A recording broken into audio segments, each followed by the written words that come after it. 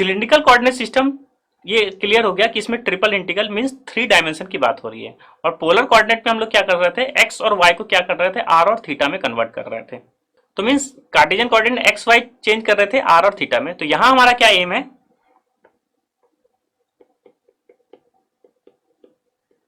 X Y Z को भी किसी कन्वर्ट में करना है, जिस तरह से यहाँ आर और थीटा था इसी तरह से यहाँ भी क्या होगा, कोई वेरिएबल होगा उसमें हम लोग कन्वर्ट करेंगे।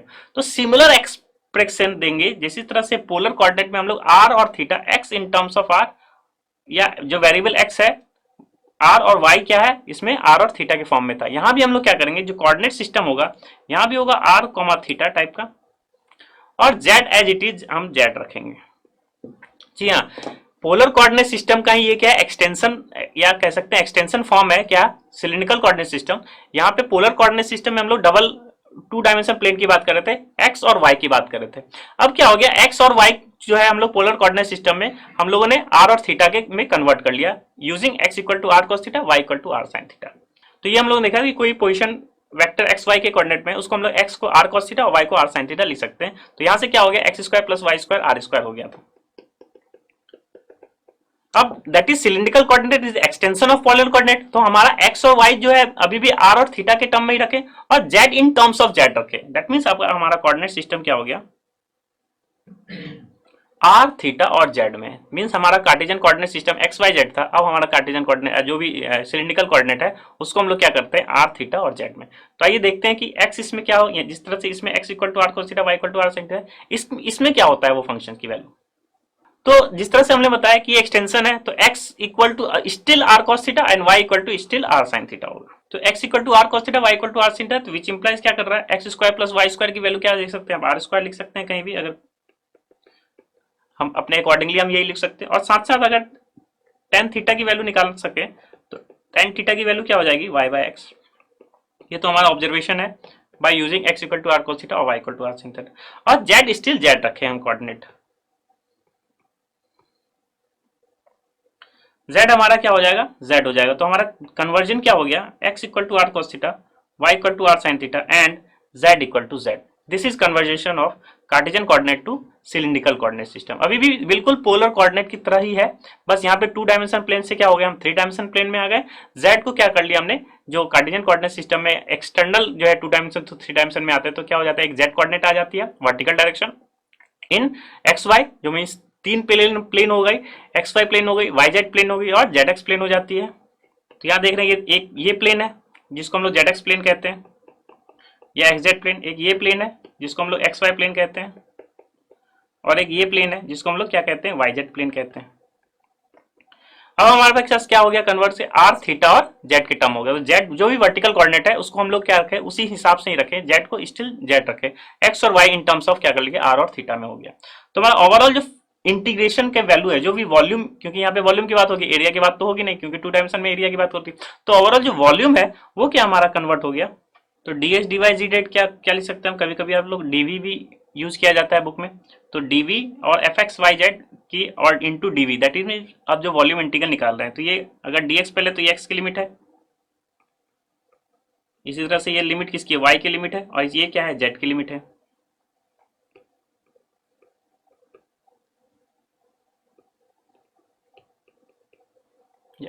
तो अभी सपोज x1 से x2, y1 टू y2 और z1 टू z2, तो इसको किस तरह से कन्वर्ट हो गया ये हमारा, स्टिल x क्या है कन्वर्ट आपका r cos थीटा में, y r sin theta, z का कन्वर्जन स्टिल z, और dx dy dz जिस तरह से याद कीजिए पोलर कोऑर्डिनेट में क्या हो गया था, dx dy को हम लोग क्या लिख रहे थे, r dr d थीटा। तो यहां भी dx dy क्या होगा, r dr d थीटा होगा, और dz स्टिल क्या हो गया आपका, dz ही रहेगा, क्योंकि z कोऑर्डिनेट हमारा चेंज नहीं हुआ है। तो क्या लिख सकते हैं, dx dy को r dr d theta and dz को क्या लिख सकते हैं हम लोग, dz लिख सकते हैं। This is volume integration using cylindrical coordinate. तो अगर सिलिंड्रिकल कोऑर्डिनेट से हमें वॉल्यूम निकालना है तो हम क्या करेंगे, x को प्लेस के r cos थीटा, y को r sin थीटा, z को स्टिल z, और dx dy को जगह के हम लोग क्या लिखे हैं, r dr d थीटा, और dz क्या हो गया, स्टिल आपका dz ही वैल्यू हो गई। तो अगर वॉल्यूम निकालना है तो हम क्या करेंगे, इस इंटीग्रेशन को यूज करके वॉल्यूम निकालेंगे। नाउ हमारे पास सबसे पहले dr है, तो डबल इंटीग्रल ट्रिपल इंटीग्रल में बताया गया कि dr सबसे पहले, तो इंटीग्रेशन आपका सबसे पहले क्या होगा, r के रिस्पेक्ट में होगा। तो लिमिट क्या होगी, किसकी होगी, ये r की लिमिट होगी। इसके बाद किसके रिस्पेक्ट में की जा रही है, डी थीटा है, तो इसके बाद क्या होगी, लिमिट किसकी, थीटा की होगी। एंड देन फाइनली किसके रिस्पेक्ट में हो रही है इंटीग्रेशन, जेड के रिस्पेक्ट में, तो सबसे बाद में क्या होगा, लिमिट किसकी होगी, जेड की लिमिट होगी। यहाँ पे यही इसके एक और फॉर्म हो सकता था कि अगर Z in terms of theta हो जाए, theta in terms of R हो जाए, तो उसके हिसाब से आपका इंटीग्रेशन को किस हिसाब से बेस में ब्रेक करेंगे। सो आपके लिए क्वेश्चन है, अगर आपका रीजन ये है, अगर आपका रीजन ये है, तो इस रीजन के अकॉर्डिंगली आपका वॉल्यूम इंटीग्रल क्या होगा यूजिंग स्फेरिकल कोऑर्डिनेट, उसको आपको लिखना है। दिट मीन्स आपको इंटीग्रेशन यहां लिखना है, यहां पे क्या वैल्यू होगी, किसकी वैल्यू होगी, और इंटीग्रेशन क्या है, कन्वर्ट करना है किसमें आपको, एफ एक्स वाई जेड को D X D Y D Z में, और यहाँ पे आपका हो जाएगा D R D theta D Z. तो ओवरऑल यहाँ पे क्या वैल्यू होगी, ये भी आपको मेंशन करना होगा। तो नॉलेज चेक के लिए आई होप इस क्वेश्चन को समझ में आ गया। रीजन आपका डिफाइंड हो गया, आर वेरीज फ्रॉम किसी फंक्शन टू फंक्शन में, थीटा वेरीज फ्रॉम जेड के फंक्शन में, और जेड वेरी फ्रॉम एक कांस्टेंट के फंक्शन में। तो आपको लिमिट की वैल्यू लिखनी है और फंक्शन की वैल्यू लिखनी है कि फंक्शन की वैल्यू क्या होगी। यहाँ पे एक और चीज मिसिंग है, उसको भी आपको लिखना पड़ेगा।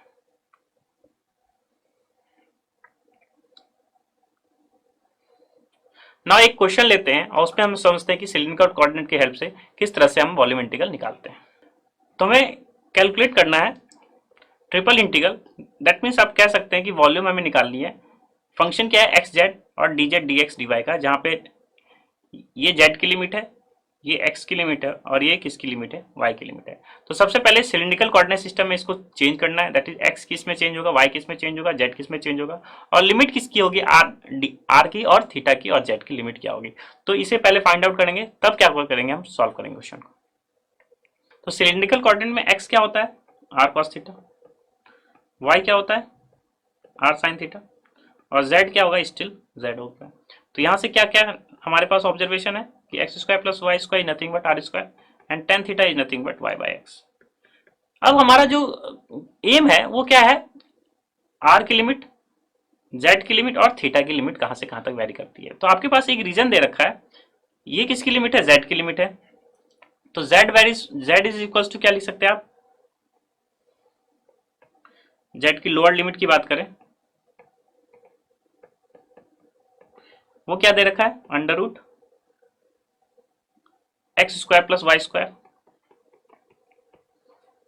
सो under root X square plus Y square, अब हमारे कोऑर्डिनेट सिस्टम में X square plus Y square को क्या लिख सकते हैं, आर स्क्वायर। तो ओवरऑल क्या हो गया, Z varies from plus minus R, तो माइनस आर तो हो नहीं सकता क्योंकि पोजीशन है, तो क्या हो गया, Z equal to R. Lower limit Z की लेके चले थे कार्टेशियन कोऑर्डिनेट सिस्टम में, हम कहां पे पहुंच गए, हम पोलर सिलिंड्रिकल कोऑर्डिनेट सिस्टम में पहुंच गए, जेड इक्वल टू आर। तो Z equal to R to कहां तक, अपर लिमिट अभी भी कांस्टेंट है, तो उसको कोई जो है हम लोग छेड़छाड़ नहीं करेंगे।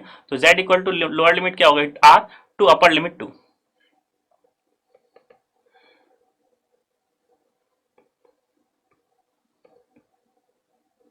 तो जेड की लिमिट क्या हो गई, R to two. Now coming to the next, हमारे पास क्या है, ये x की लिमिट है, तो लोअर लिमिट x की बात करते हैं या अपर लिमिट x की बात करते हैं, किसी की भी एक की बात स्टार्ट करते हैं हम लोग। तो x की लोअर लिमिट क्या है,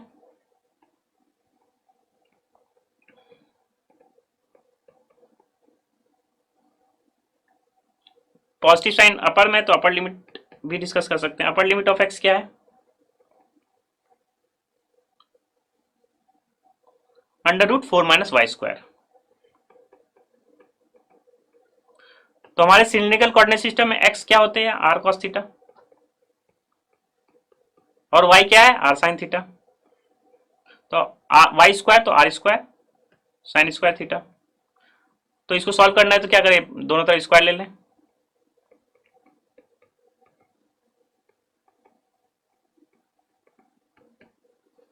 sign square theta and cos square theta को क्या कर ले, इन इस साइड ले आ सकते हैं, तो आर स्क्वायर कॉमन ले सकते हैं। तो ओवरऑल क्या हो जाएगा, cos square theta plus sine square theta which is equal to 4 and cos square theta plus sine square theta is equal to 1। तो overall we have R square is nothing but 4। यहाँ पे यही चीज एक beautification है इस cylindrical coordinate या polar coordinate या स्फेरिकल कोऑर्डिनेट का। हम लिमिट के ही अप्रोच से जो है फाइनली पहुंच जाते हैं कहाँ, जो भी सिलिंड्रिकल कोऑर्डिनेट में कन्वर्जन है उसके ही लिमिट में पहुंच जाते हैं। तो यहाँ देख रहे हैं कि R square equal to 4, again यहाँ क्या कर सकते हैं, स्क्वायर रूट लग सकते हैं। तो आर इक्वल टू क्या होगा, +2 या -2। तो यहाँ हम लोगों ने देखा कि आर की लिमिट भी पता चल गई, सेट की लिमिट पता चल गई हमारे पास, आर की लिमिट पता चल गई। तो अगर इस कार्टेशियन कोऑर्डिनेट की बात करें, एक्स वाई प्लेन की बात करें, तो ये क्या है आपका, केवल एक्स वाई प्लेन में देख रहे हैं और उसके हिसाब से हम थीटा कंसीडर कर सकते हैं। एक्स वाई प्लेन में ये देख रहे हैं, इन एक्स वाई प्लेन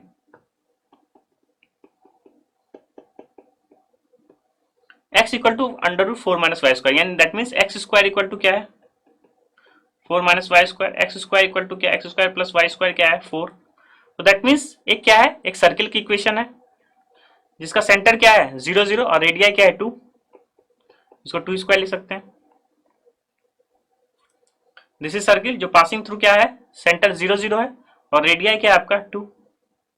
तो दैट मीन्स इस सर्किल पे अगर थीटा हम देखें तो थीटा वेरीज फ्रॉम कहां से कहां तक, अगर ये थीटा है तो यहाँ थीटा क्या है 0 से स्टार्ट है और फिर कहां तक जा रही है, सर्किल है तो 0 to क्या हो सकती है थीटा, 0 to 2 पाई। तो थीटा वेरीज फ्रॉम,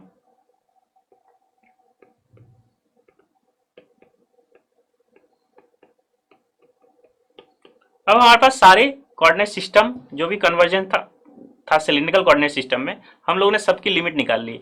तो थोड़ा सा रिकॉल करा देता हूं, तो z की लिमिट हमने क्या निकाली, जब हमारे पास हमने सिलिंड्रिकल लोअर लिमिट हमने z की वैल्यू टेक किया, वहां से z की लिमिट आ गई। x की लिमिट हमने अपर लिमिट को टेक किया तो वहां से क्या हुई, r की लिमिट आ गई, क्योंकि क्या है एक्स वाई जेड के प्लेन में, तो r क्या हो सकता है, नेगेटिव भी हो सकता है। फिर फाइनली क्या हो सकता है आपका, जब इस प्लेन में आ गए और आप थीटा के हमेशा जब भी कोऑर्डिनेट देखेंगे थीटा को, तो एक्स वाई प्लेन में आप देख लीजिए कि एक्स वाई प्लेन में आपका कर्व किस टाइप का है। अगर कर्व क्या होता अपर हाफ रीजन में होता तो क्या होता -π/2 से π/2। आपका कर्व अगर केवल इस रीजन में होता कर्व तो आपका लिमिट क्या होता 0 to π। अगर कर्व आपका केवल इस रीजन में होता एक्स वाई प्लेन में तो आपका लिमिट क्या होता -π/2 to π/2। तो हमेशा एक्स वाई प्लेन में हम देखते हैं कि थीटा की लिमिट क्या होती है। तो यहाँ देख रहे हैं एक सर्किल की इक्वेशन है, फुल सर्किल की इक्वेशन है जिसका सेंटर क्या है 0 0 और रेडियाई क्या है 2। तो 0 to क्या हो सकती है 2 पाई क्या हो गई, थीटा की लिमिट हो गई ना। फाइनली जो हमारा इंटीग्रेशन है वो किसमें कन्वर्ट हो गया, सिलिंड्रिकल कोऑर्डिनेट सिस्टम में। x इंटू जेड था, x को क्या लिख सकते हैं हम लोग, ये हमारा प्रॉब्लम था। अभी लिमिट हम लोग देखते तो यहाँ पे x की जगह पे क्या लिख सकते हैं r cos थीटा और z in terms of z ही रहेगा और dz dx dy किसमें कन्वर्ट होगा r dr d थीटा में, z को z ही लिखेंगे और dz dx dy को क्या लिखेंगे हम लोग dz dr d थीटा, क्योंकि r dr d थीटा होता है। लेकिन थीटा क्या है, थीटा की लिमिट क्या है कांस्टेंट है, तो हम लोग थीटा की को लिमिट को क्या किया बाहर रख लिया। तो ये थीटा सबसे बाहर है तो यहाँ किसकी लिमिट होगी, थीटा की लिमिट होगी। थीटा की लिमिट क्या है आपका 0 to 2 पाई। फिर क्या है dr है, r की लिमिट क्या है आपका -2 to 2 और फिर क्या है dz है। तो सबसे पहले z के रिस्पेक्ट में क्या करेंगे हम इंटीग्रेट करेंगे, तो z की लिमिट कहां से कहां तक वेरी कर रही है, z equal to r to 2। हमने सारे लिमिट की वैल्यू रख ली। अब क्या करेंगे सिंपली इसको सॉल्व कर सकते हैं। तो यहां देख रहे हैं कि r और r ये क्या हो गया आर स्क्वायर हो गया। तो ओवरऑल क्या हो गया हमारे पास, सबसे पहले किसके रिस्पेक्ट में करना है इंटीग्रेशन, z के रिस्पेक्ट में करना है। तो z स्टिल फंक्शन है, बाकी ये सब क्या होगा कीप एज ए कांस्टेंट, इसको हम लोग बाहर ले सकते हैं। तो r cos theta into r, तो we have r square cos theta और z का इंटीग्रेशन करेंगे विथ रेस्पेक्ट टू dz, क्या हो गया z स्क्वायर बाई 2। इंटीग्रेशन क्या है r to 2, ये r को हम लोग क्या लिखते हैं z equal to r to z equal to 2 और हमें अब इंटीग्रेट करना है dr इंटू डी थीटा। तो upper limit minus lower limit लगाएंगे तो आपके पास फाइनली क्या हो जाएगा 4/2, दिस इज 2 और फिर क्या हो जाएगा r आ जाएगा माइनस के साथ। तो ओवरऑल हमारे पास क्या हो गया r square cos theta by 2 multiply by 4 minus r square dr into D theta. अब हमें क्या करना है इसको r के रिस्पेक्ट में इंटीग्रेट करना है। तो यहाँ देख रहे हैं कि r square cos theta by 2 है और यहाँ भी क्या हो गया माइनस r स्क्वायर, तो इसको या तो क्लब करके क्या सकते हैं बाहर कर सकते हैं या इसको अलग अलग इंटीग्रेशन भी कर सकते हैं ना। ये सिंपल अब इंटीग्रेशन है, आपको क्या करना है r के रिस्पेक्ट में इसको इंटीग्रेट करना है। अब r के रिस्पेक्ट में इंटीग्रेट करेंगे और फिर लिमिट क्या लगाएंगे अपर लिमिट माइनस लोअर लिमिट लगा सकते हैं यहाँ cos थीटा अगर कॉमन भी ले सकते हैं तो ओवरऑल क्या हो जाएगा आपका, cos थीटा कॉमन हो सकता है, तो ओवरऑल 4r² माइनस r की पावर 4 को इंटीग्रेट कर रहे हैं आप किसके, dr के रिस्पेक्ट में, तो यहाँ 4r² का क्या हो जाएगा r³/3, r4 का क्या हो जाएगा r5/5, और लिमिट क्या कर सकते हैं -2 से 2। ओवरऑल आपके पास जो भी इंटीग्रेशन बचेगा वो किस में बचेगा आपका, d थीटा के रिस्पेक्ट में बचेगा, और फिर लिमिट क्या लगाएंगे 0 to 2π। आई होप ये जो वर्क है आप इजिली कर सकते हैं और फाइंड आउट कर सकते हैं इसके वॉल्यूम को। यहाँ पे मेन एम क्या था, आपको सिलिंड्रिकल कोऑर्डिनेट में चेंज करना था इस पर्टिकुलर इंटीग्रल्स को। तो इस पर्टिकुलर इंटीग्रल को चेंज सिलिंड्रिकल कोऑर्डिनेट में चेंज करना क्या हो गया, x और y और z को इन टर्म्स ऑफ r थीटा और z के फॉर्म में, और dx dy dz किस में कन्वर्ट होता है, r dr d थीटा के फॉर्म में। और किस हिसाब से हम लोगों ने लिमिट को अप्रोच किया, लिमिट फाइंड आउट किया r की, थीटा की और z की। तो आई होप ये क्वेश्चन से आपको सिलिंड्रिकल कोऑर्डिनेट सिस्टम समझ में आ गया होगा, किस तरह से वॉल्यूम निकालते हैं या ट्रिपल इंटीग्रल किस तरह से सॉल्व करते हैं सिलिंड्रिकल कोऑर्डिनेट सिस्टम में, उसको आप इजीली समझ में आ गया होगा।